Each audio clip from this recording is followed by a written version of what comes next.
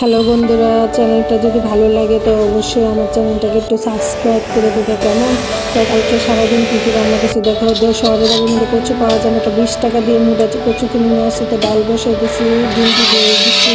তো আমি চুলাতে সিদ্ধ বসিয়ে দিচ্ছি কচুটা এত মুলাম হয়ে সিদ্ধ হয়েছে বলার বাইরে। শহরের বাড়ি এত কম দামে কচু পাওয়া যায় না সহজে।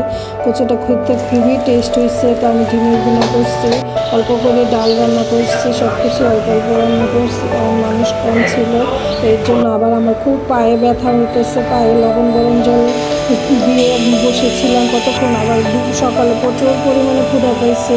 তো পেঁপে আলু এবং উস্তা একসাথে সিদ্ধ দিলাম, সিদ্ধ ভালো করে পরে তাকে মেখে তারপরে উস্তাটা বাবার বাড়ি থেকে নিয়ে আসছিলাম। উস্তা কতদিন খুব ভালো, উস্তাগুলো দেশি উস্তা, এত টেস্ট বলার বাইরে। গাছের উস্তা মানে কাঁচা মিষ্টি একটু ফুটো ফুটো হয়ে গেছে, কাঁচা মিষ্টি ভাঙতে পারি না। কাঁচা মিচ ফ্রিজ নাই, তো ফ্রিজের জন্য কাঁচা মিচে এখন নষ্ট হয়ে যেতেছে, কিছু করার নাই।